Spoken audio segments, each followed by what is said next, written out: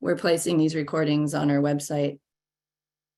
There is no information about any of you who's attending or any personal information that would be included in that recording, by the way.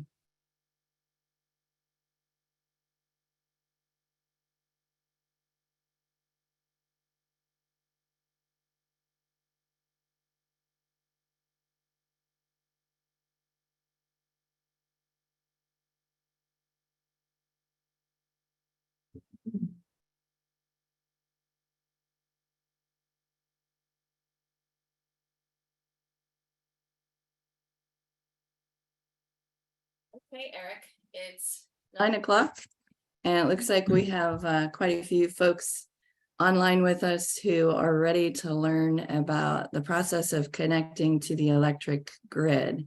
So welcome everyone to our third session in our Solar Development in Ohio webinar series.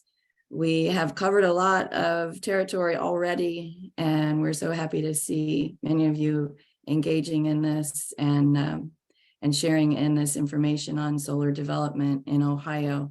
And just a reminder, our goal here is not to take a stand one way or another. It certainly has become a very contentious issue across the state, but our aim is to help inform everyone who is involved or wanting to learn more about the process of solar development, where we are in Ohio, how it occurs, and some of the issues that we're seeing with it. So today the focus is on connecting to the electric grid. I'm Peggy Hall, and I'm the director of the Ag and Resource Law program at Ohio State University. We're an extension-driven program.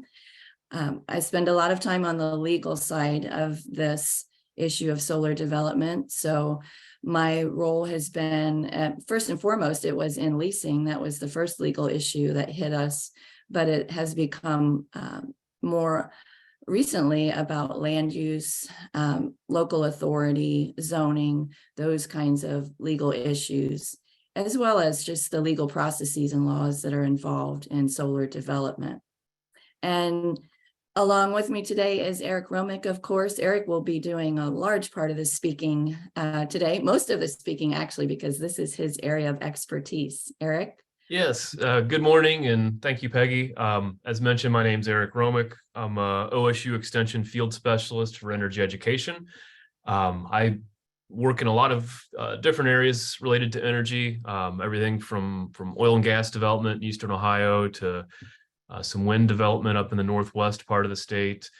Over the years, done a lot of economic modeling for farms that are interested in installing solar to power their operations. So we'll do some economic modeling for behind the meter projects to help them make good informed decisions. And of course, like as Peggy mentioned, this is a topic that's really kind of dominated our time here recently, utility scale solar development. So happy to be here and excited to get started off with session number 3. And just a reminder, you can find all of the resources that Eric and I have written in the last, oh goodness, I guess our first publication would have been around 2018. We've already updated some of those to 2019.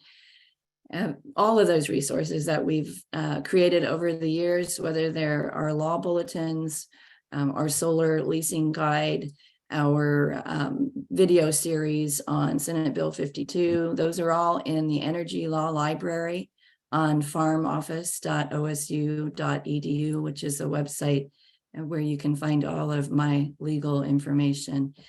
The recordings for these webinars will be on that same page that you're seeing there. And we'll put those up along with the slides after we complete the series. So those will be up next week on this page. And this is where we are in the series. We're at webinar 4. We've covered, if you missed the first 3 webinars, as I said, those will be on that webpage that you just saw. But today we're on session 3. I'm already moving ahead to session 4, Eric.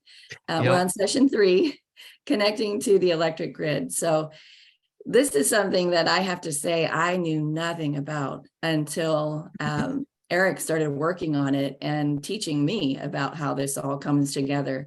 And approval to connect to the grid is a very important part for these projects that are proposed across Ohio. So we need to understand how that happens. And that's what Eric is going to do today. He'll give you an overview of the electric utility system, as well as the regulations and laws that apply to getting that approval to connect within that system. So many regulatory issues, many jurisdictional issues that pop up in this process.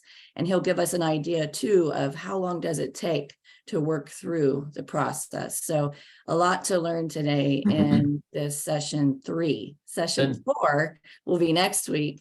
And that's the one where we'll talk about how a project actually goes through approval processes, what approval processes apply to the different sized projects that we're seeing in Ohio, because those processes are different according to the size of that project.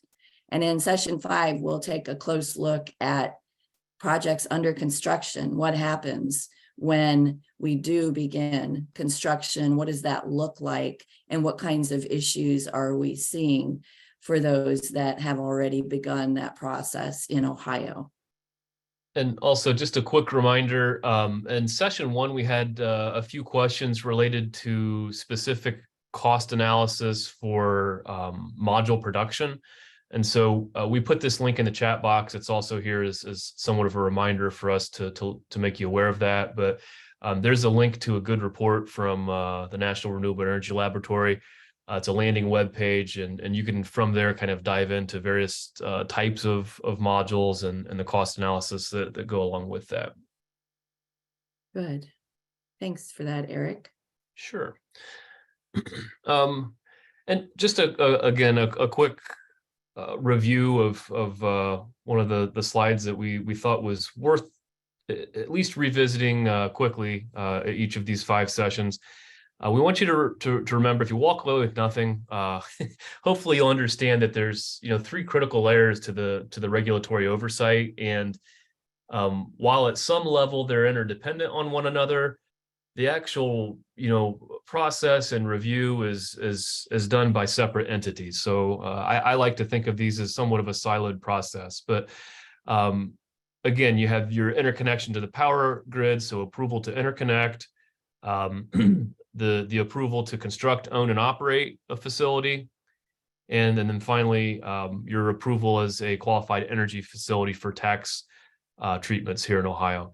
So those are what we refer to as the 3 critical layers of oversight. And as we've mentioned, one of the keys is, you'll see up in the top left-hand corner there, is the leasing activity really starts first.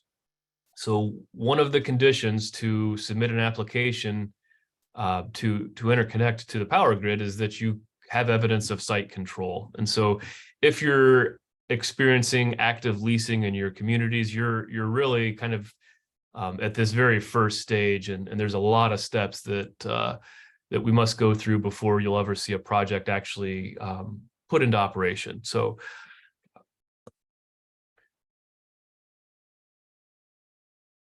all right, Peggy, do you have I do. For us today? Yes.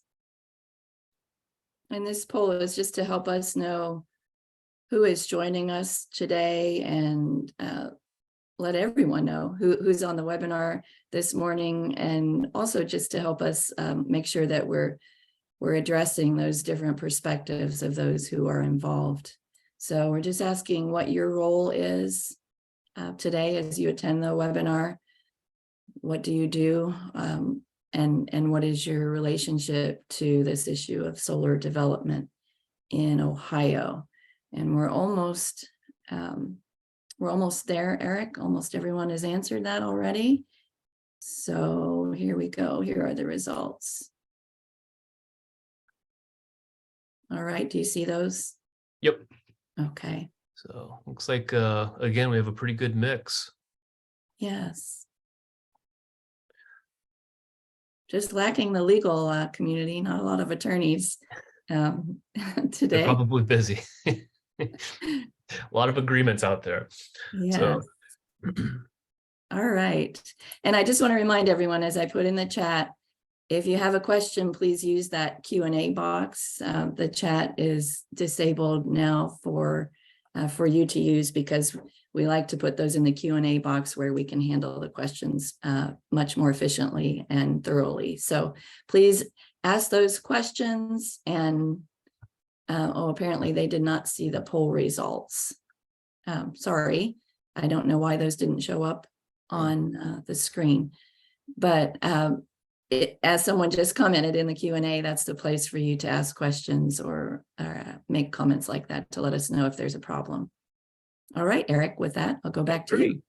Well, just wanted to start off with a quick overview of the program objectives for today. And as you can see there, and you know, I think we could really summarize them with this picture. And that's answering the simple question of, you know, there's a lot that goes into interconnecting. You can't, it's not like you could just take a generator and plug it into the power grid. And so we're really going to try and kind of understand the utility system, and then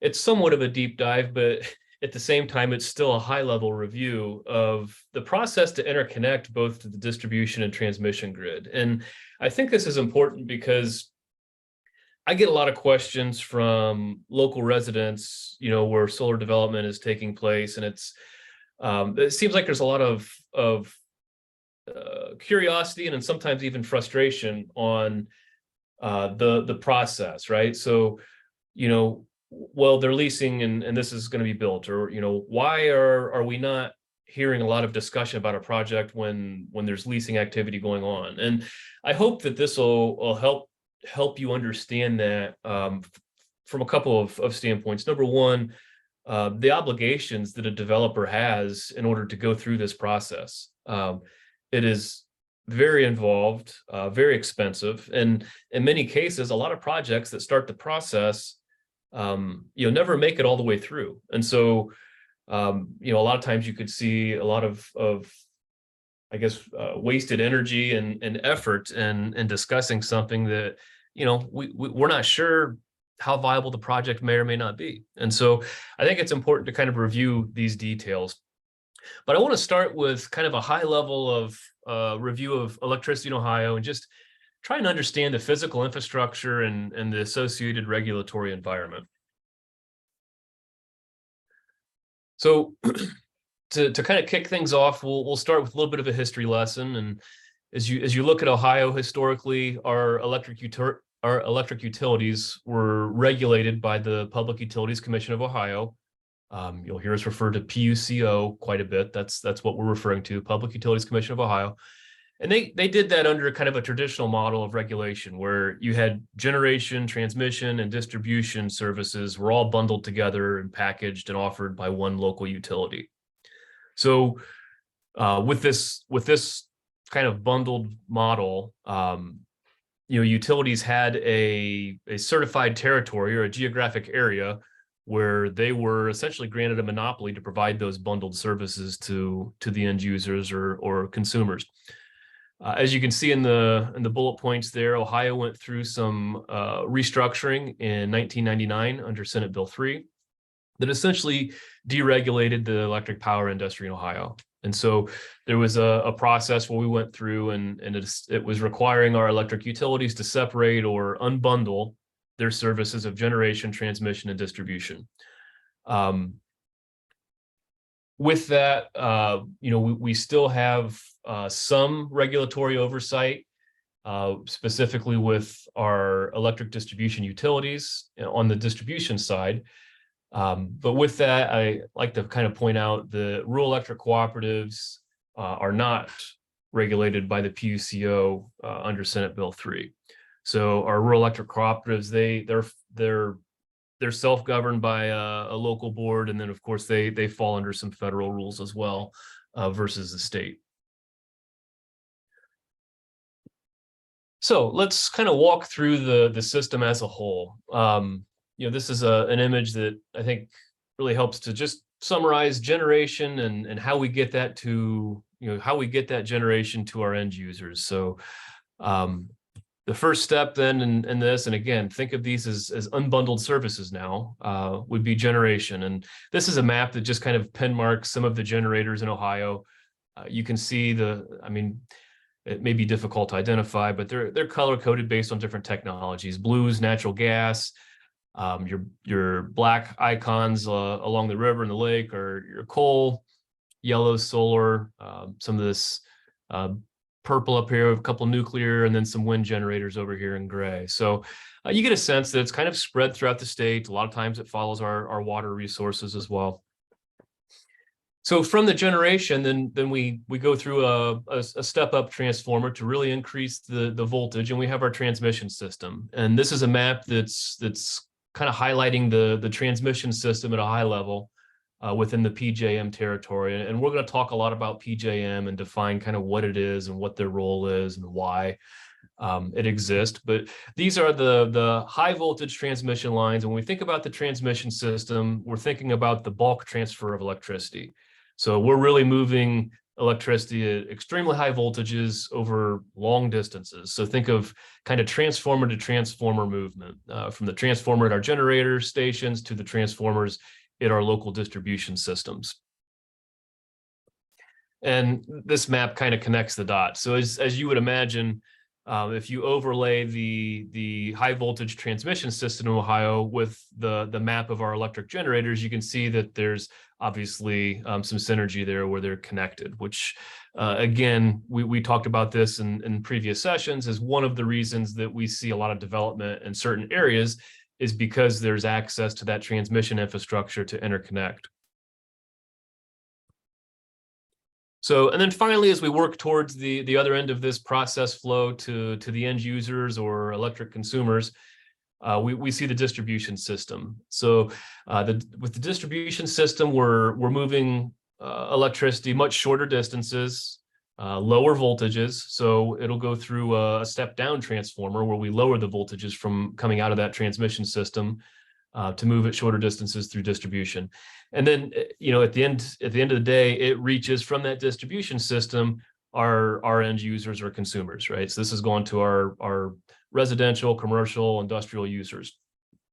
You can see the map there is kind of highlighting all of the electric distribution service territories in Ohio.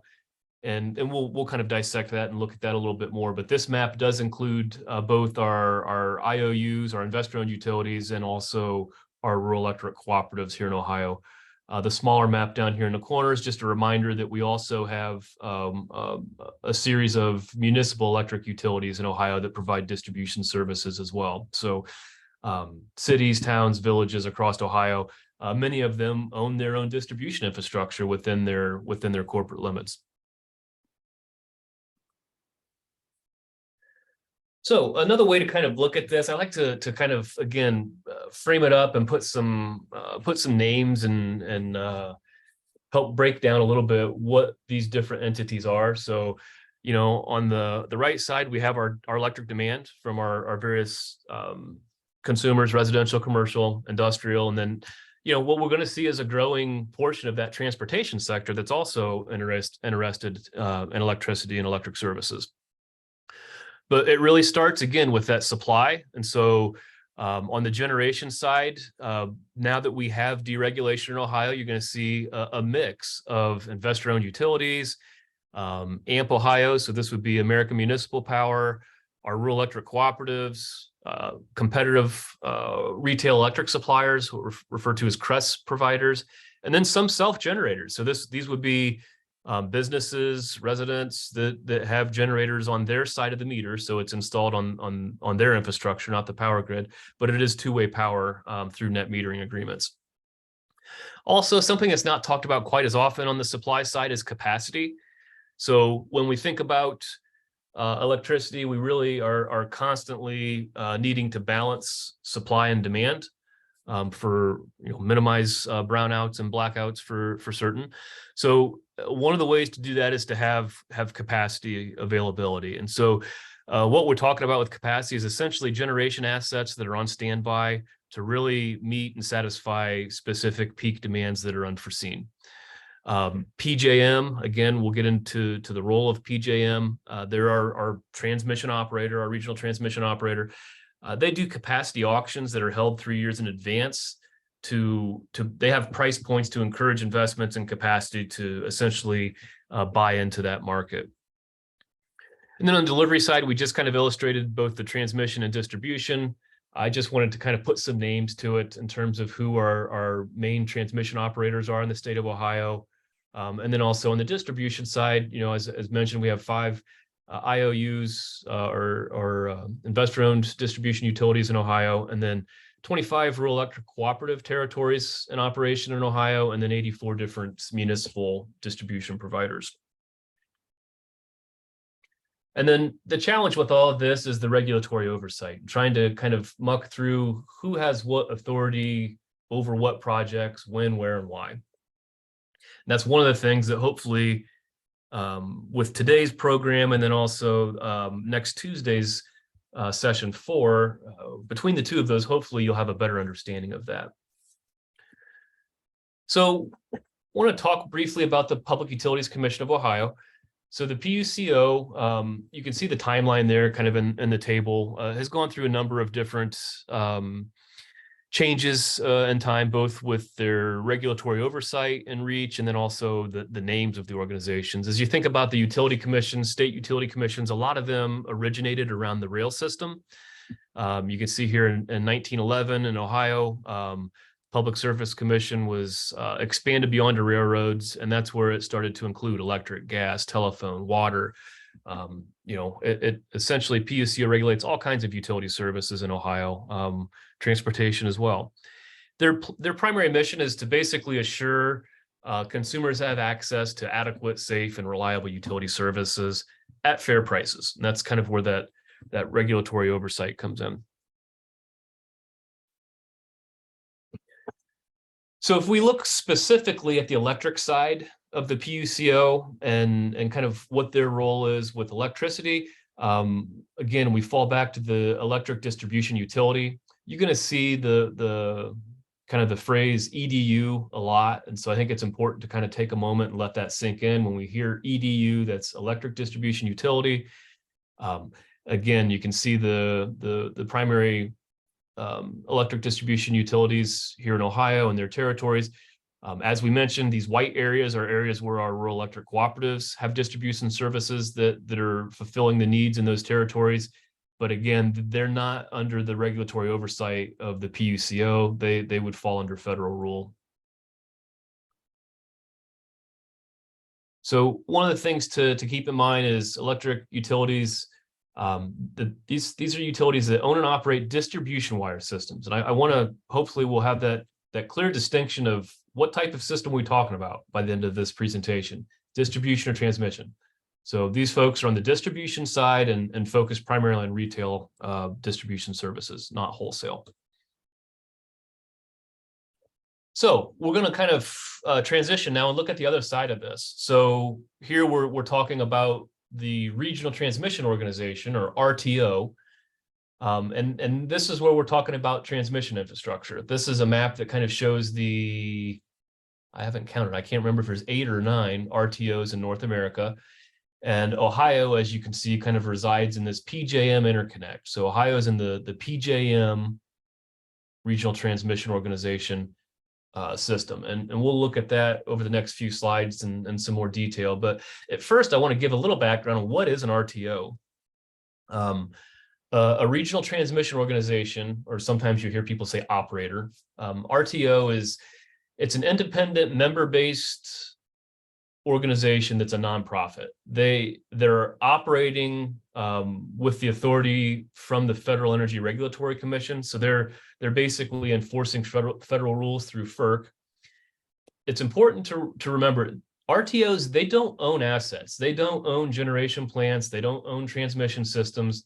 Their primary role is ensuring, safe and reliable services, and then also planning and coordination. So they're in charge of planning as it relates to bringing generators on or offline. So if you want to retire a electric generator, somebody has to look at that and see well, how does that impact our system, right? Can we retire that generator and not have reliability issues in certain areas?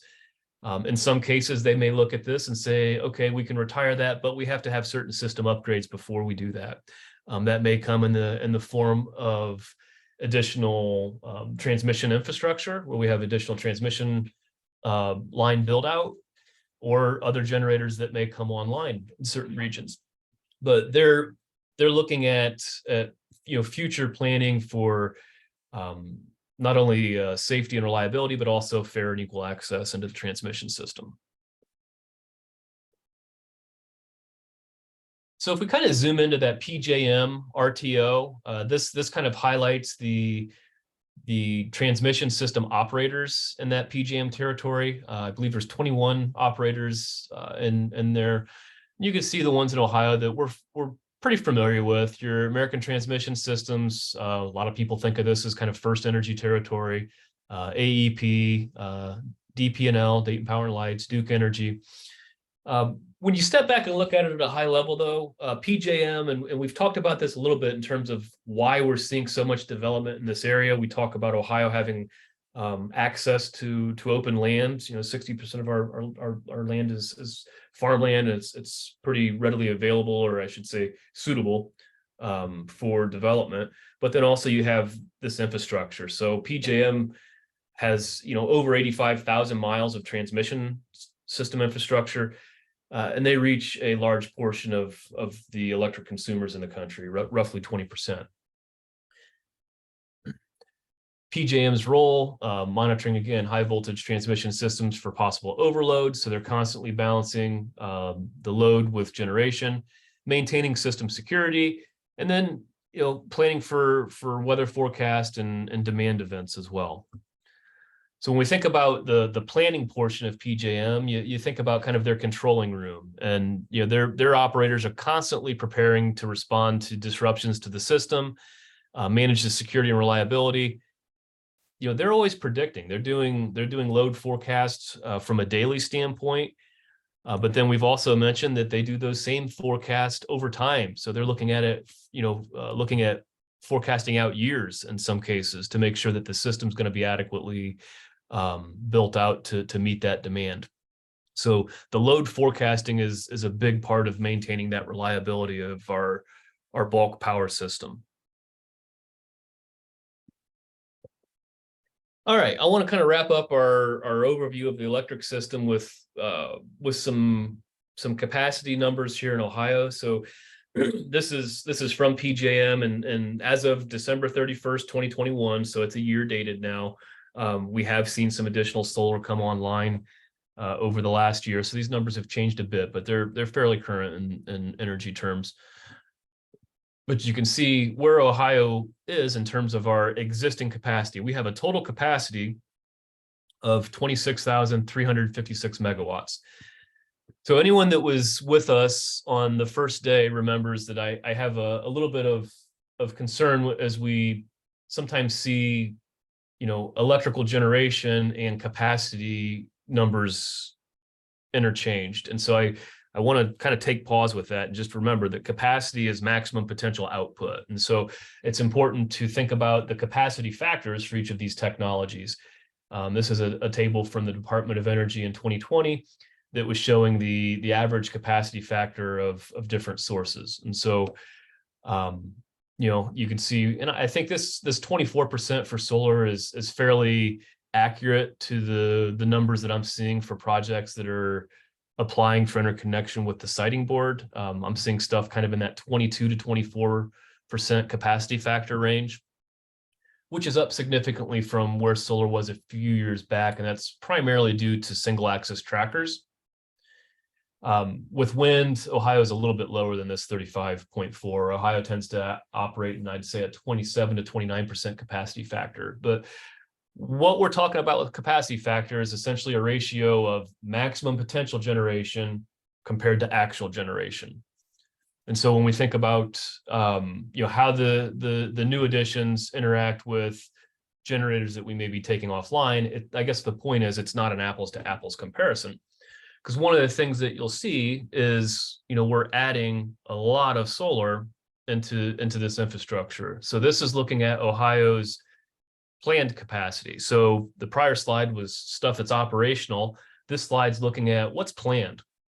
And you can see a very different look from the previous slide. So obviously there's very little coal that's being planned, whereas in the previous slide we had a lot of our operational capacity was still from coal. But a whole lot of solar that's being brought online, some battery storage, and then certainly some natural gas. So again, as we take some generators offline, a lot of our coal generators are 40%, and their capacity factors are actually impacted by some of the other assets that are online as well. So how efficiently you can ramp up a technology or take it offline also impacts that.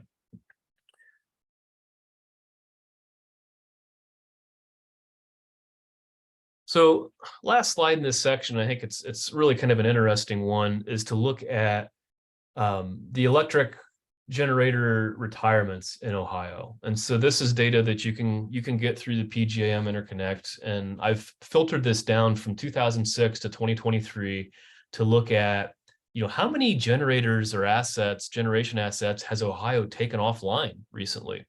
And to me, this is fascinating. If you add this up, it's a total of, since 2006, 74 electric generators with a combined capacity of just over 15,000 megawatts. And so, you can see that there's certainly cycles where kind of up and down with how much we're taking off each year, but in aggregate, it's a lot of generation that has recently come off. So we talked about, I can't remember the exact number. What did I say? 29. I'm gonna back up one slide. 29 or 28. 28,000 megawatts of planned capacity additions. Again, a lot of this is solar, so we have to think about different capacity factors. But we're planning about that 28, but we're still making up for the fact that we've taken over 15,000 megawatts of capacity of generation, offline. And so this is just kind of a sum of each of these bars. My natural question as I look at this, and I'm assuming that some of you would probably have the same question, is, well, what technology were we retiring? And I don't think this is a surprise to anyone who's following, the news articles and the trends, that most of those generation assets that have been retired have been coal generators here in Ohio. So, Peggy, I saw you jumped on for a minute. Did you have something you wanted to hit before we move into the next session? Yeah, there was a question about your capacity graph. Okay. And whether that's actual or potential. That was capacity. actual from 2020. And that was nationwide. That wasn't Ohio specific. So that was actual capacity factors for generators in 2020 nationwide. And that was from the Department of Energy. Wonderful. Thank you. Yep. And I've done the numbers for Ohio, and they're very similar. So I think it has moved a little bit year to year. Like I say, the most recent capacity factors that the DOE had calculated for Ohio were 2014.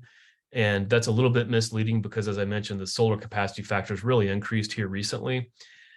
So I use nationwide capacity factors, but it's fairly similar to Ohio. I feel like more accurate than the dated data. And I just didn't have time to do the calculations specifically for this. Okay, so now I want to move. We've kind of set the stage. We've had a little bit of an overview on, bundled services versus going through deregulation, and Ohio now having unbundled services. I probably should have led with the unbundled services related to that's why we have this. I don't know if it's just me, but I seem to get all kinds of people knocking on the door, a lot of letters. Hey, you want to switch your electric generation to us? Like that's where that came from, right? But we've talked about that regulatory environment. We've set the stage for the physical infrastructure, generation versus transmission versus distribution.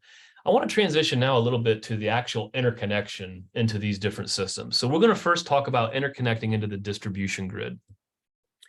And so I think this is a good picture to cue this up. This is very intentional, right? So here's a picture of a three-phase distribution line that you can see here on the right, and over on the left side of the road is a single-phase distribution line. And so those are the types of systems that we're talking about when we talk about interconnecting on the distribution side. The first step before interconnecting to distribution infrastructure in Ohio really starts with contacting your local utility. And I would, this shows the local utilities that are regulated through the Public Utilities Commission of Ohio. But I would also extend this to any of your rural electric cooperatives. If you're interested in interconnecting and you're on a rural electric cooperative territory, your first step is to contact your local utility and discuss those plans with those folks and help to get their feedback and guidance through the process. A couple of quick definitions as we get into this. Again, electric distribution utility. Investor-owned utility operates the distribution wires for retail services. This is the key. And again, we have those three different providers here in Ohio. A distributed energy resource. This is another term we hear a lot as we look at interconnecting to the distribution grid.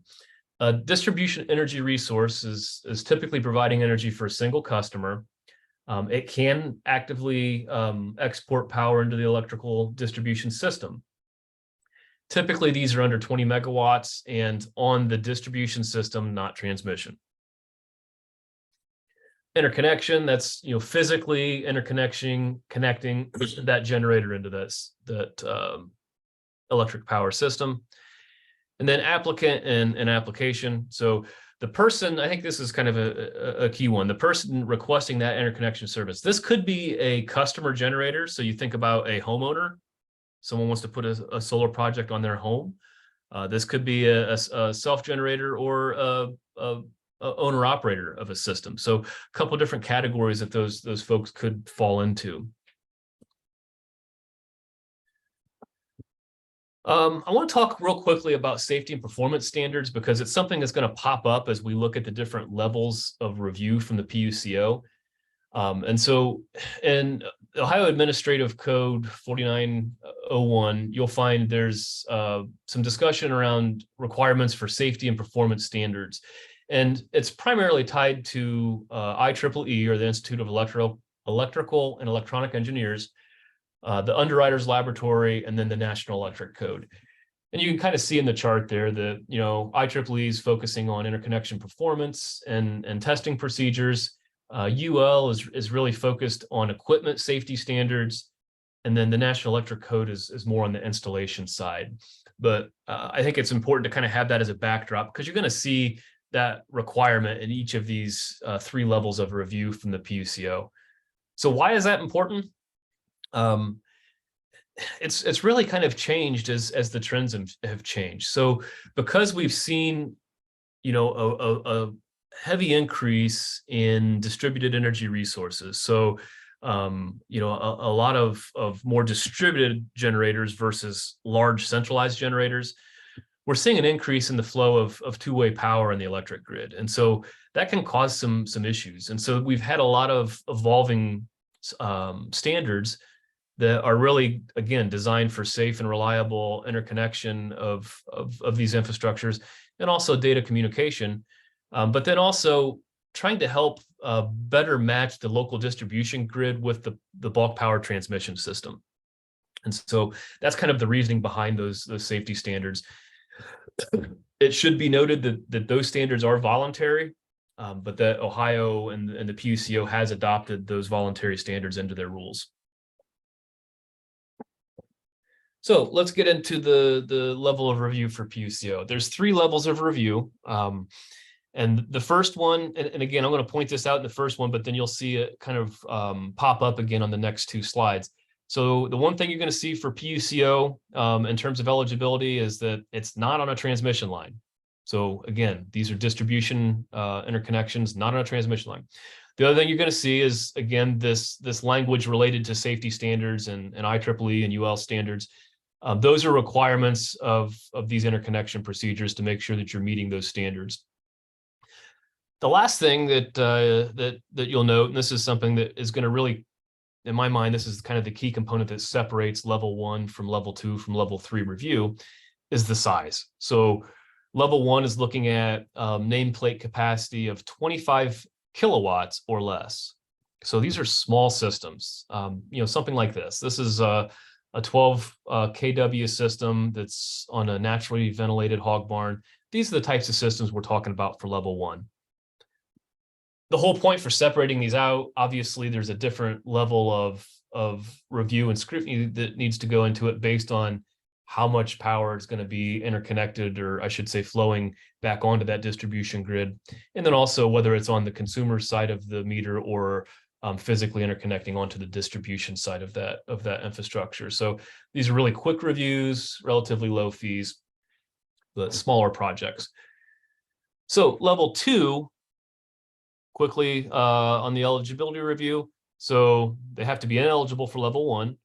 Again, not on a transmission line. We have our safety standards here. For this, you can see our range for system size or system capacity is between, and I've summarized this a bit. They have a table that outlines different standards based on the voltage of the systems of the distribution line that you're interconnecting with. But basically, they're looking at projects between 25 kW and 5 megawatts. A little bit longer timeline, a little bit heavier review. These are the types of projects that you could see fall under a level 2 review. This is a 75 kW system that's behind the meter, so it's installed on the farm's facilities, and it's designed, they own it. It's designed to power their operations. Anything that's excess could flow back onto the distribution system. All the way up to 2.5 megawatt ground mount system. So there's a wide range of projects that could fall into this category for level 2 review. I'm not sure the size of this center picture. This is a picture of the Owens Corning's corporate headquarters up in Toledo, and that's over their parking lot to keep the snow off the cars. Excuse me. So then finally, we move to the highest level of review for the Public Utilities Commission as we talk about distribution interconnections, and that is level 3. So systems not eligible for 1 or 2. So that would mean that they are greater than 5 megawatts if we think to our size restrictions on the previous slide, but equal to or less than 20 megawatts. Again, not on a transmission line. Here, we could be talking about projects that are potentially this size. So again, this is a project that is 10 megawatts AC, sets on roughly 85 acres, interconnects into the distribution system. So this would go through PUCO interconnection review, not the PJM transmission interconnection review. A couple of trends in terms of, what types of interconnection activity has the PUCO seen over the years? And you can see really a really steep increase kind of starting in 2018. This is looking at it from the standpoint of who is the end user for these interconnections. So most of these are residential projects, some commercial. If you combine it, it's just over 13,000 interconnection applications, 462 megawatts of capacity. But this is the interesting thing. 94% of them are less than 25 kW. So what is this telling us? These are very small projects in most cases. Now, that doesn't mean just because that has been the trend that will be the trend. Andy, for those of you that were on yesterday, was visiting and as a guest speaker, and we were talking a little bit about how there was a lot of community projects that were being there was leasing activity for that would kind of fall in this, in my opinion, would fall into this PUCO interconnection review because they were kind of in that smaller range. I don't want to put a capacity rating to it, but we were talking about, the leasing 50 to 100 acres, those types of projects. Those would still go through this type of review, but most likely not be a residential application. And then if you look at it from a technology standpoint, these are the same number of interconnections. All the data is the same. We're just looking at it differently. Instead of who's installing it, it's what's the technology. And you can see solar is really the dominant technology that we've seen. Recently, we're starting to see a little bit of storage additions. All right, I'm going to pause for a quick drink of water, Peggy. Any questions before we kind of make a transition or a pivot into a discussion on transmission infrastructure? No, Eric, no questions right now. So you're Am I good. putting Yeah. everybody to sleep? I don't think so. Okay. I guess I can't confirm that for sure, but it's pretty interesting on my end. All right. Well, hopefully this is making sense. I'm trying to be very intentional and really separating out the different components. And so we're moving away from that discussion on distribution interconnections, and now we're talking about transmission interconnections. And again, this image is intentional. These are the types of electric lines that we're talking about when we talk about transmission infrastructure. As you think about a lot of the large projects that have been discussed here in Ohio, that we talked yesterday, there's 51 projects that are under review at the Ohio Power Siting Board, which those projects have to be large. Those Power Siting Board only has regulatory oversight for electric generators that are 50 megawatts or greater.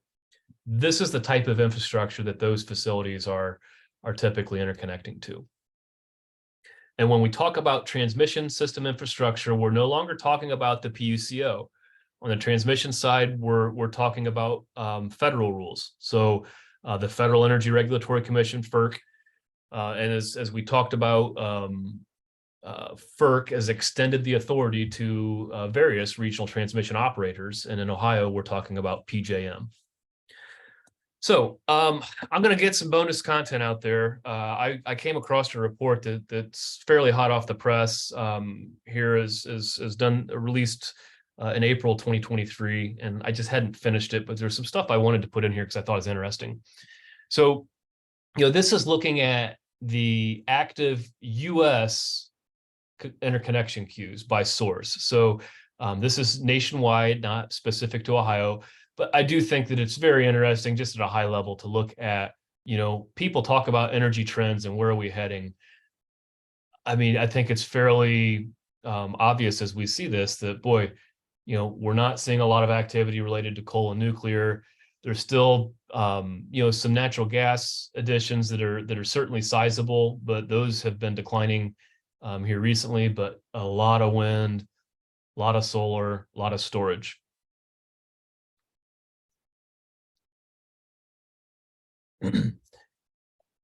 This is again a chart that I found really interesting, so I kind of wanted to share it with y'all. We're again looking at active solar capacity. So this is solar interconnection queues. So where are these interconnection queues at across the U.S. by county for solar?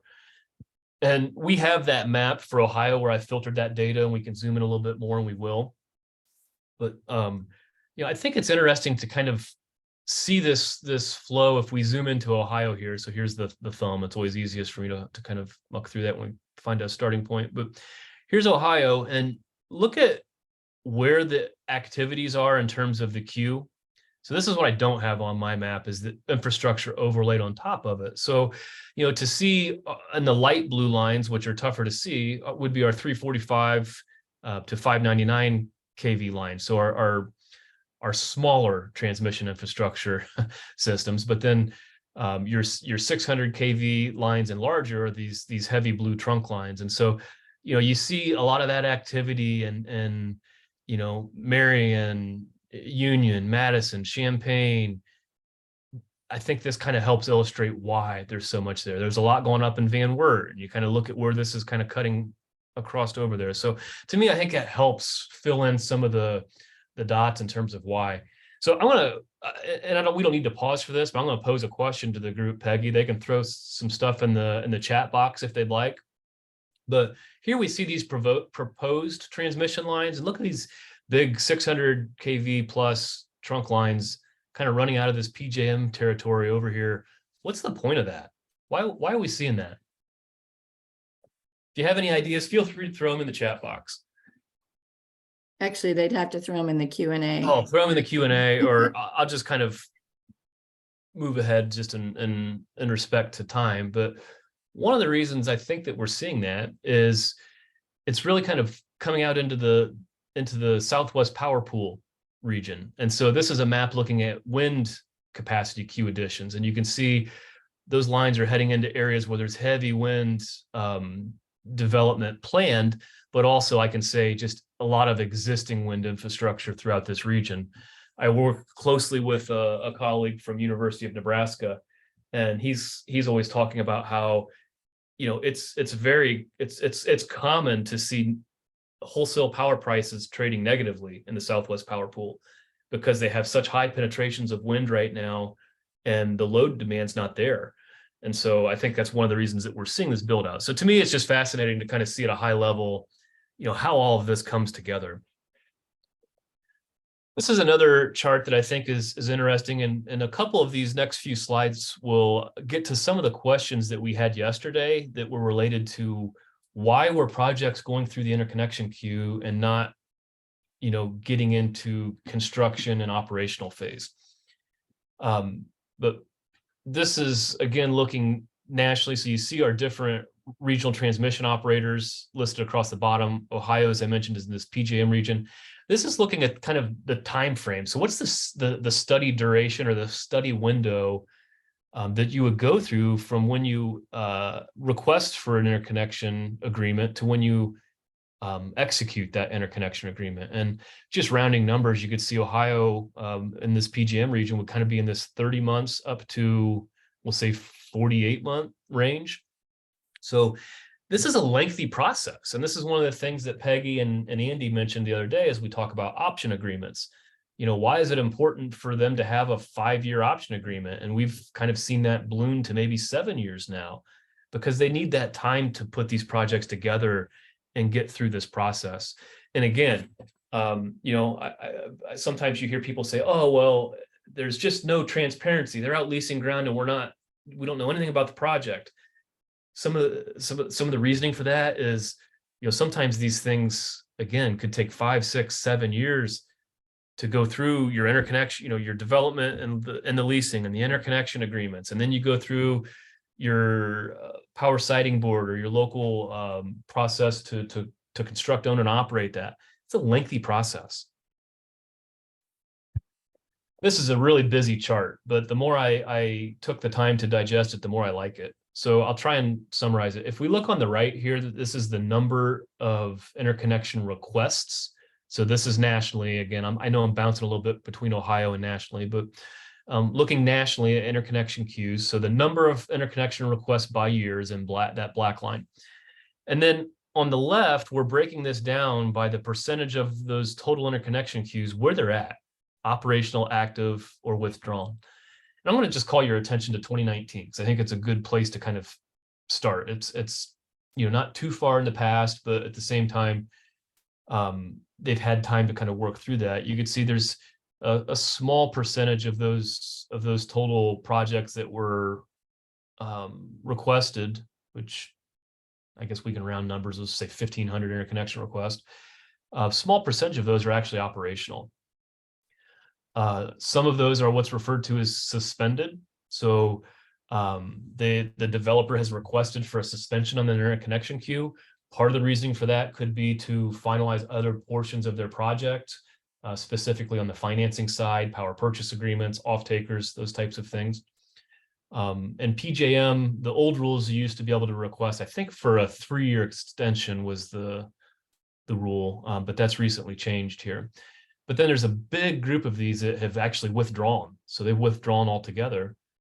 And then a fairly large sum of those that, oops, I'm in the wrong year, fairly large sum of those in 2019 that submitted are still actively under review. So that, again, speaks to this extended duration of project review to get these projects into the interconnection, I should say, through the interconnection queue. It's, you know, one of the things I guess I want to say is this isn't necessarily, I wouldn't pin this on anyone as in terms of, well, why are they taking so long? I'm actually going to jump around from here. I'm going to back up a slide. You know, this is one of the challenges. Look at the number of interconnection requests, right? Like, we've just seen such a vast increase in the sheer volume of interconnection requests that, you know, people aren't staffed and accustomed to processing that many. So that's part of the reasons that we're seeing that longer duration. All right, we're going to move into a little bit of discussion, or a quick review, I guess, because I shared these slides in session 1 of the PJM interconnection data that we can filter for Ohio. And so this is kind of a heat map for Ohio that looks at interconnection requests, or those that are actively in the queue, based on capacity. So again, you think about those high voltage transmission lines that we saw flowing through here. There's no secret as to why we see that high capacity there. And then this map's again showing the project count. So same data set, we're just kind of doing the heat map off of project count, not capacity.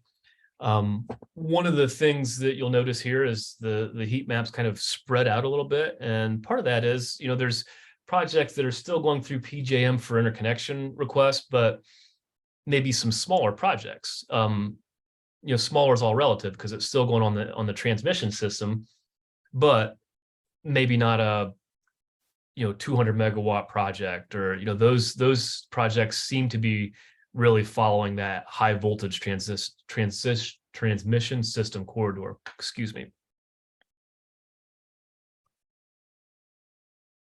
And those numbers are always changing. So if you've seen past presentations of mine, I try to update them monthly or as frequently as I can. Okay, so PJM has recently gone under some new rule reviews or I should say new rules for their interconnection process. And I wanted to point out a little bit as to why. This is looking at the interconnections queues in Ohio over time based on their status. You can see we've had a lot of projects that have withdrawn, right? A few that are suspended, and then a lot of them that are still actively under review. If we kind of break this down, there's a total of 556 projects here that, again, 60% of them still actively under review. Only 1% have gone all the way through the process and are in service.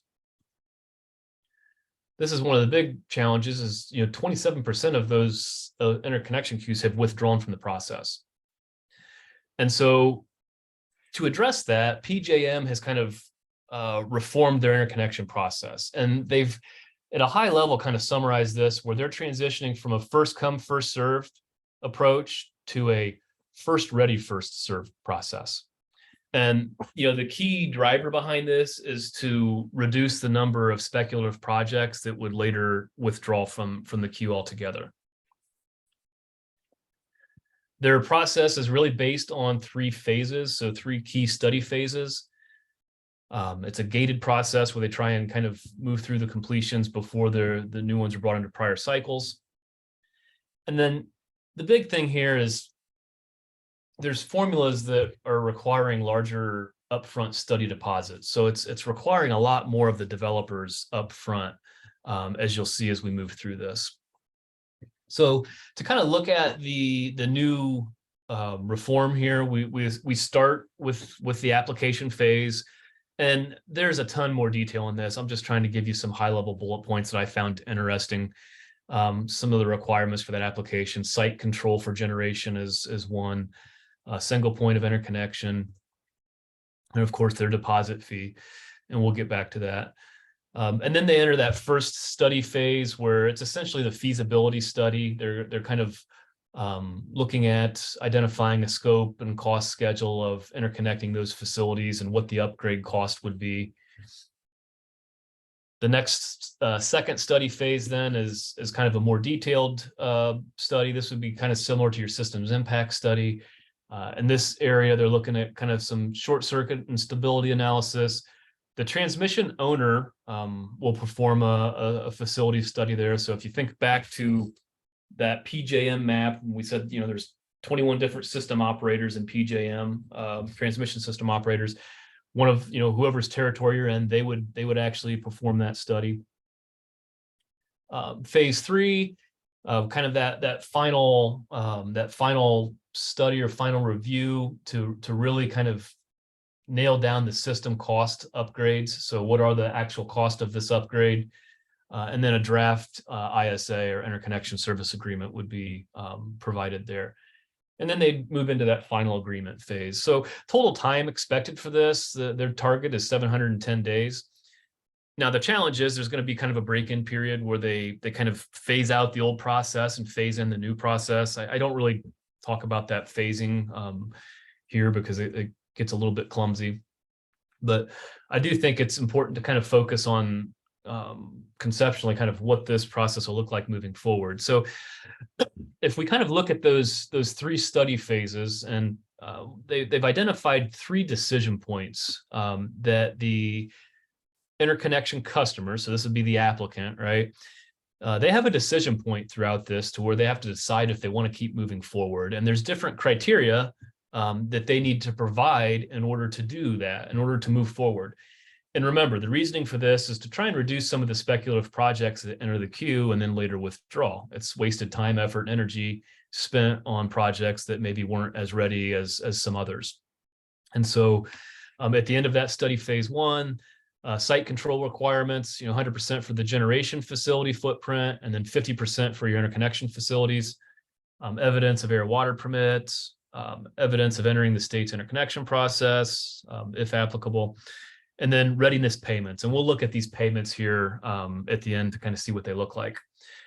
So then if they decide to move forward, you finish study phase two, very similar kind of decision points where they can reduce the project output a little bit, which I found interesting. Of course, they have the ability to withdraw, but at the end of that, then they have to submit the readiness payment following this before they can move into that study phase three. And then their final decision points at that final agreement.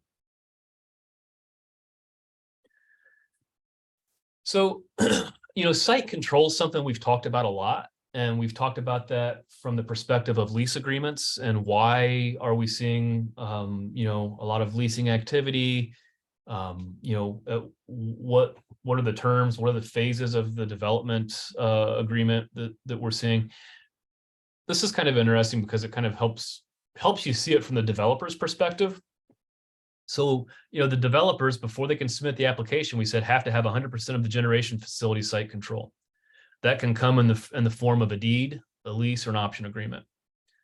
The terms, they have terms. So it has to be at least for 1 year following the application deadline. Should they move in and pass decision point one, then they need to show, 100% for generation and then 50% for interconnection facilities. And you can see that final decision point, 100% for each of the generation, your interconnection facilities, your interconnection switch yards, and those need to be for at least an additional 3 years from the last day of phase three. And so, you think about the three phases, three study phases. So they would need to make sure that they can demonstrate this site control for at least 3 years past the completion of that third phase. So this stuff matters in terms of the structure for some of these agreements that are presented to landowners. This is clumsy, but I think it's important that we take the time to work through it. There's a process for calculating these readiness deposits. So, and remember, at those decision points, one of the requirements to move forward was they had to submit the readiness deposit. So to start, it's fairly simple. The application deposit, or the application fee, I guess you could say, is simply based on the project size. So here's the table over here that would kind of demonstrate that. So, for a 100 megawatt project, the application fee is $250,000. So once they would get through that first study phase and they would need to submit their next readiness deposit, at that point, it's based on $4,000 per megawatt.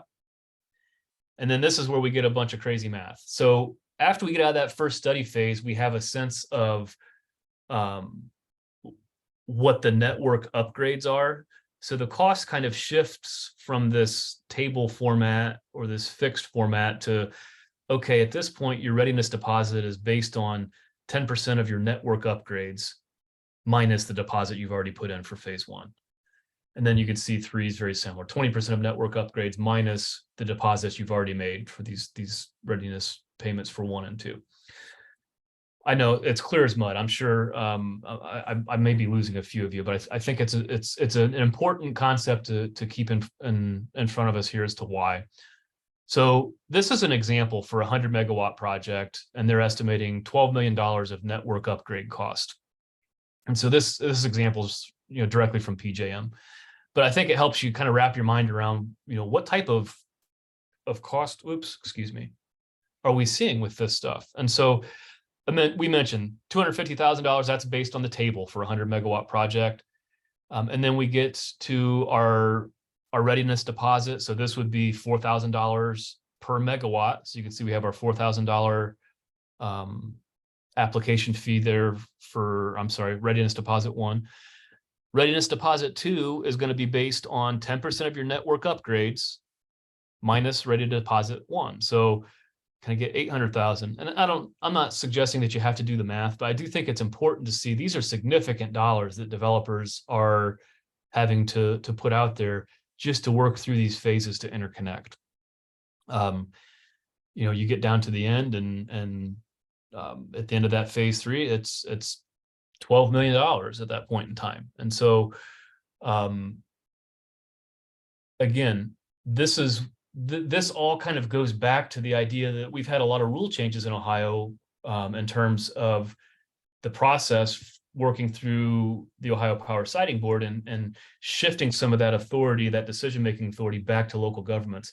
To me, I think that's good, because now that decision-making authority initiates there locally, and it's really going to encourage the developers to have that early discussion and interaction with local communities to gauge their support or opposition, because this is part of the problem, is when you get these real dollars wrapped up into projects and then all of a sudden they're met with opposition, and then you have a developer that's got so much put into it, it's tough to walk away from, right? And so that's where sometimes maybe we have these projects that aren't a natural fit for the development activity versus the community's vision. So what's the impact of these new interconnection rules? I do think that the way they have this structured, especially with like their higher, I mean, these are some significant upfront fees. So I think these higher deposit fees and demonstrating your site control up front, which the site control was always there at a certain level, but it's really kind of expanded it a bit. But this should alleviate some of the backlogging, because I think you're going to see it's really going to discourage some of the speculative projects from jumping in too soon. So I want to wrap up with kind of addressing a question that I wonder if somebody might have hanging out there. And that is, we've talked about the PUCO process on the distribution side, and we've talked about PJM and the transmission side. You'll notice that PJM they can look at projects that are 20 megawatts or less that are going on the transmission system. The PUCO also has a process for projects 20 megawatts or less. So what happens kind of in this gray area where these projects kind of look like they could fall under either one of those regulatory oversights? This is a discussion that goes back to the Federal Power Act in the 30s. Regulatory oversight for energy infrastructure is not new. The Federal Power Act essentially looked at it and said, look, we're going to give federal oversight for wholesale sales of electricity on transmission systems and interstate commerce. We're going to give state oversight to retail sales and distribution of electricity. So that was fairly clean cut. And in 77, Congress established the Federal Energy Regulatory Commission, or FERC. They kind of further defined these roles. The one thing that they really added was the interconnection interconnected system of power plants on those transmission lines, and extending that authority to FERC, or the federal side.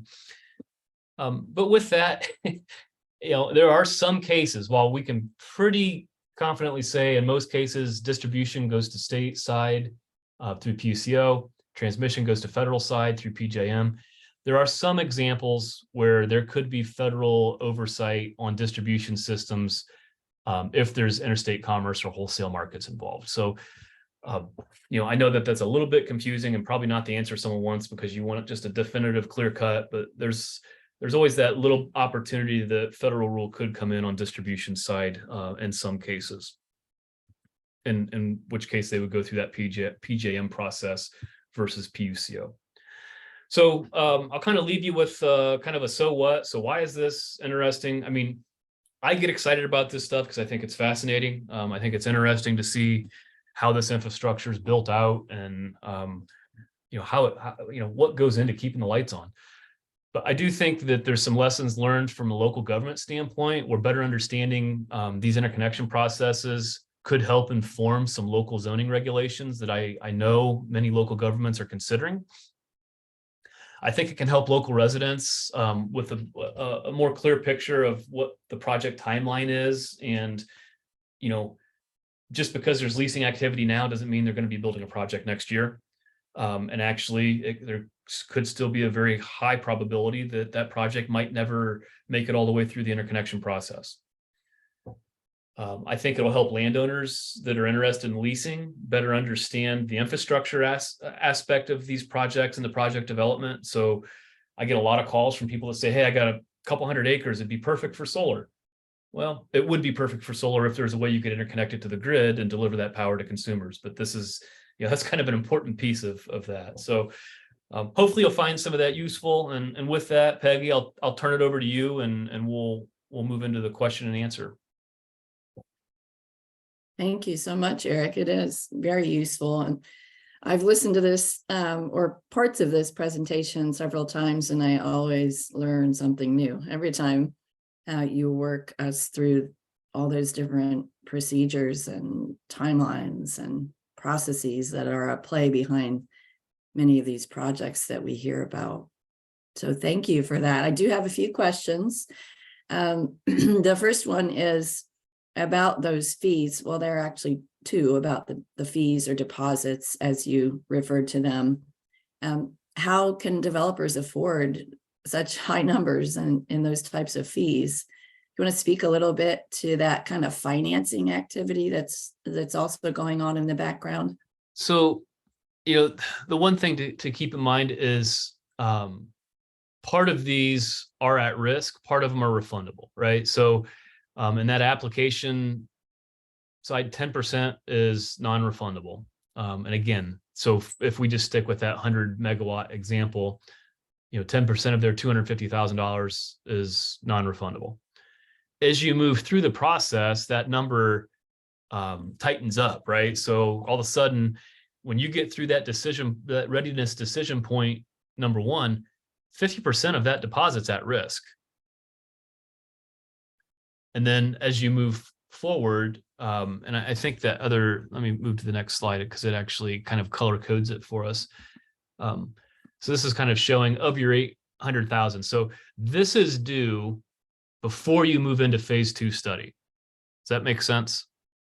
So this is one of the requirements. We talked about that interconnection customers decision point number one, that ICD number one up here. One of their requirements of that decision point is they submit their readiness payment, number one. So they've submitted this payment. At this point, it's not at risk. So as they move forward, though, parts or portions of that deposit are at risk. And that's where they don't call that out here, but on the previous slide, I've kind of put what the percentages of that were at risk. So 100% of their phase 1 readiness deposit is at risk. So this is saying 100% of their $400,000, if we're sticking with that 100 megawatt example, 100% of that is at risk. And the whole point of this is to say, look, if you are making a decision saying you want to move forward, we want you to be ready to move forward.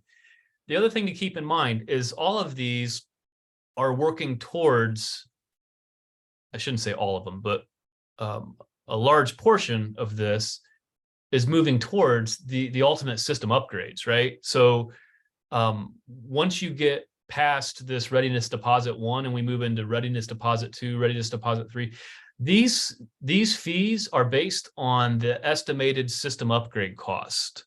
So readiness deposit 2 is this is based on 10% of their estimated network upgrades. And so ultimately these deposits, should they move forward, now granted, if they pull out, they're going to lose a portion of it, but if they move forward, then those dollars will go towards those system upgrades. I hope that helps. Mm-hmm. I think when you say at risk, just clarifying, you mean that it's not refundable. It's not refundable. Yes. Good. So a lot of money that we're seeing there. And another question then is, and again, I think the reason for these changes is to get back to this, from 2009 to 2023, we've had 27% of our, interconnection queues have withdrawn. And so they're trying to, and, so we want to try and, eliminate speculative projects, but, give them reason for pause to like put the rest of the project together before they jump in the queue. And that goes back to at a high level, and PJM's presentations, they've kind of described this. They're changing from a first come, first serve to a first ready, first serve. Like that was the reasoning, I think, that we saw so many speculative projects was, oh, we want to get our queue number assigned so that we can, get in the queue. And then they would put it together and maybe it wasn't the best project. So that's what they're trying to kind of transition away from. Because that does take a lot of time and effort for PJM to review. Absolutely. How large is that PJM staff that's taking a look at this? I Do can't you know answer how many that. people? Yeah, I don't know. I've actually been trying to find a way to get out and tour their facility. I'm not sure how that works, but I can't.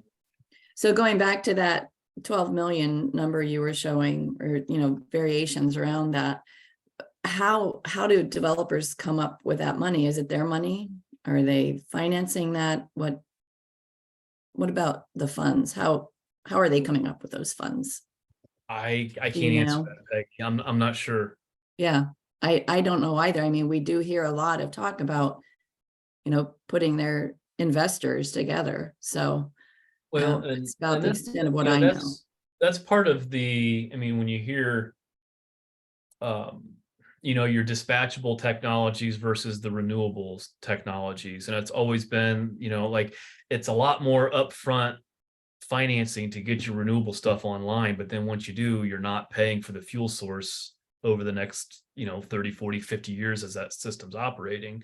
Whereas for natural gas and coal, like that's part of their O&M process, right? Is they're constantly outlaying cash, whereas it's more upfront cash outlay for some of these renewable technologies. Mm-hmm. Good. And there's a question, I think, a little bit of additional detail that someone wants, that when PJM conducts and publishes their impact or feasibility study, are the fees paid in full at that time that they publish it?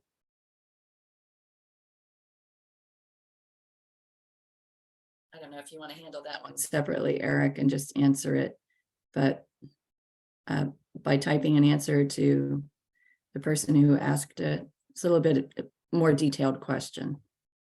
Yeah, I'd have to go pull the old rules and see what their fee schedule is for those. I didn't want to include the old rules because we'll be here forever. And they're old, right? They're being phased out. So but I guess to answer the question moving forward, the answer to that would be no.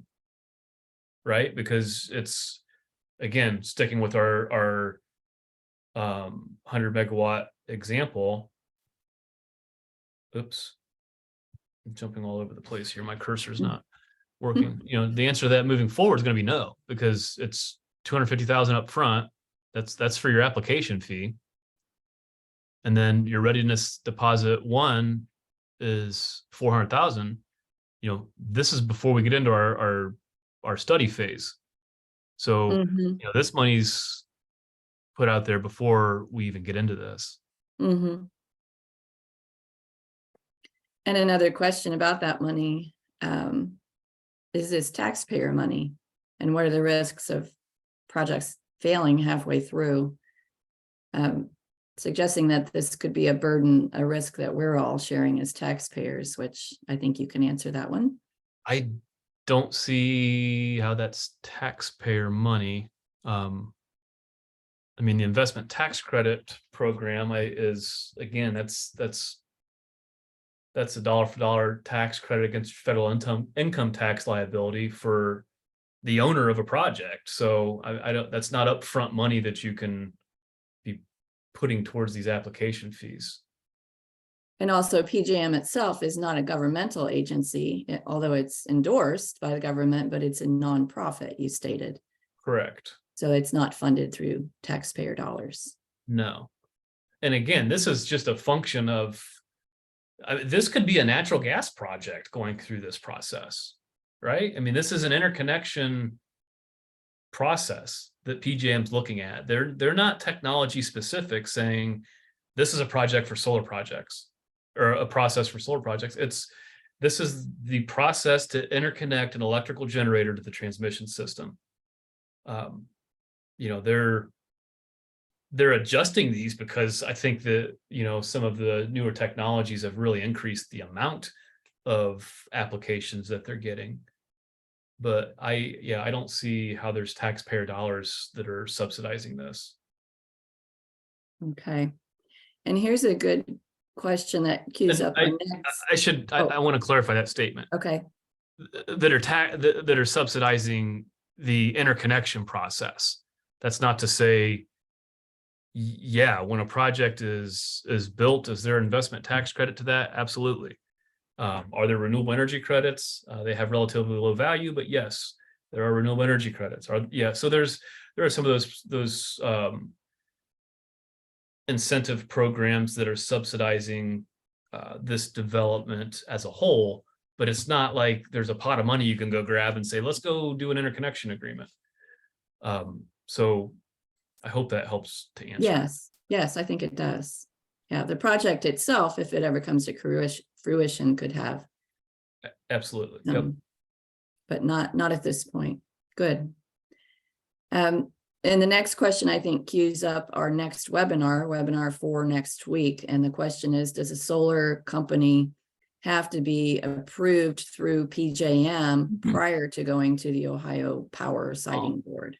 That's a great question. That's probably one of the best questions I've heard since we've gone through this, just because it gives me peace of mind that this is coming together in a way that we want it to. So I'm going to back up to this slide here. So, you know, this new, the new interconnection rules with PJM, they refer to it as 3 study phases. They don't put names to these phases, at least I haven't seen where they've assigned names to these phases like they had with their old interconnection process. So their old interconnection process was fairly similar in terms of what was being done. It's just the process of how we're getting there and what's required that's changed. But traditionally, PJM's required a feasibility study, a systems impact study, and a facilities study. And as you go through each one, they get more detailed and they get more costly. The Ohio Revised Code requires that at a minimum, part of their application, I think it's 49, I can't remember the section off the top of my head, but I think it's 4901-6. But the Ohio Revised Code requires that as part of their application to the siting board, they include at a minimum the feasibility study and systems impact study. And I think that it even states that they have to have paid the fee for their facilities study. So, you know, the siting board saying, you know, you need to, as part of your application, describe your interconnection of this facility to the transmission system. And here are the things we want: feasibility study, systems impact study, and demonstrate that you've paid the fee for your final study as you move through this.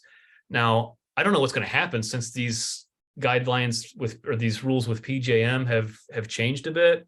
If that language will get tweaked, I would assume, to reflect that on the rulemaking side. But yes, so short answer to your question is yes. While we've talked about looking at these as 3 independent siloed processes, there are some interdependencies between the two. And so, can you still see my screen? Yes. Okay, I got some funny pop-ups that are wanting to take over.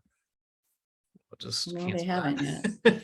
Yet. But there are some of those interdependencies, right? That the Ohio Power Siting Board needs to see where you're at and within this process. Yes, And and I think that goes back to that slide that we've been using at the beginning, every time that these things are yeah, going on, sometimes in order, but sometimes looping and connecting to one another. right. So back to here. Yes, So just great. different layers. Good. Okay, there's one last question. How much solar can the current infrastructure handle before it fails? Especially with EVs, which I'm taking to mean electric vehicles, Mhm. being pushed on people. And if you Um, don't mean electric vehicles, the person who asked that, please clarify, but sure. Um,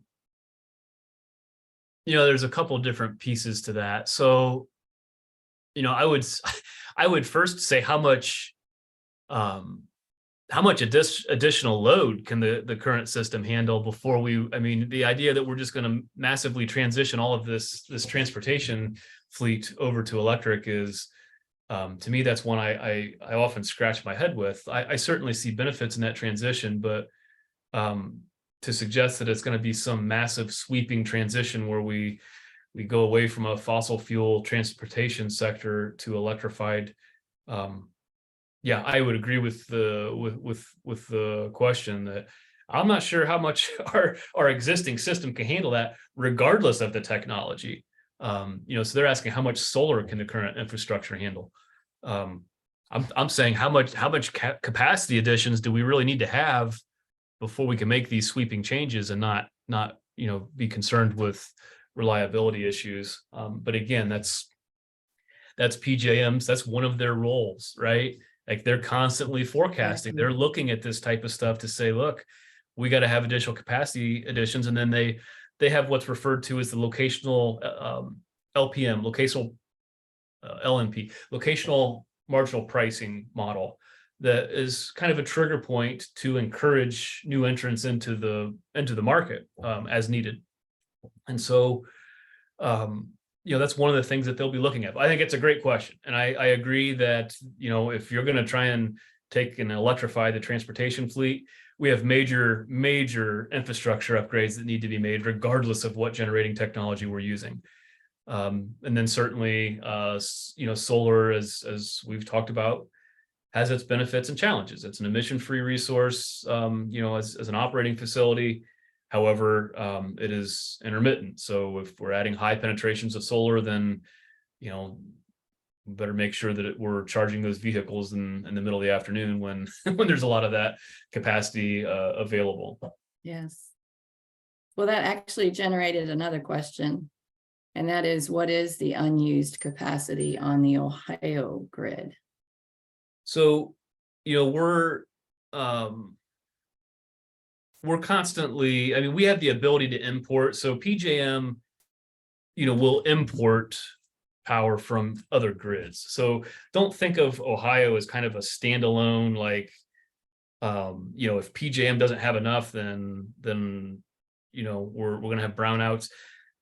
it's there's constant tie flows from other regions, and sometimes we're exporting, sometimes we're importing. But I'm a little bit of a geek, so I kind of have it on my phone right now. PJM's exporting 4,385 megawatts of export power going into neighboring transmission systems. But sometimes that's the opposite, where we might see those tie flows and it's coming in. So Are you reporting in live time? You have an app that shows you that?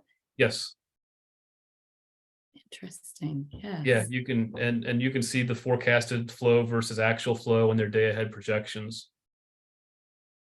Okay, so the question is, there's an additional question. I was referring to the transmission grid, is what the person is stating.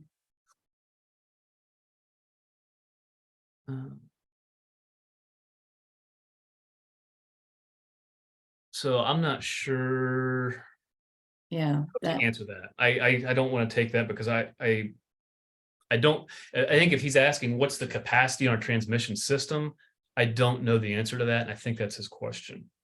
okay.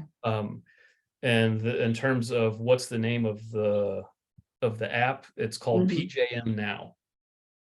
PJM now. Yeah, it's really interesting. I like looking at it during weather events because you can see all the transmission zones and you can almost see congestion in the grid where you'll have power trading at $10 to $20 per megawatt and in one zone, and in a neighboring zone it's $200 to $500, and it's like, they need it there, we have it here, but you can see we can't effectively move it. You can see congestion just based on price points. Well, Eric, I think that makes you officially an energy nerd. Yes, I have been called that. But that's why you're so good at presenting all this information. And it's been, I hope, as helpful to all of our attendees today as it has been to me to hear this. Again, you reviewing all of this system and how it all fits together. So we thank everyone for attending. I think we're actually going to end this webinar on time, our first one that we're ending on time. And we look forward to having you join us for sessions 4 and 5 that will be next week. And remember, we'll put all of this on the farmoffice.osu.edu website under the Energy Law Library. So thanks, everyone, and have a good holiday weekend. Yep. Thanks, everyone. Have a good day.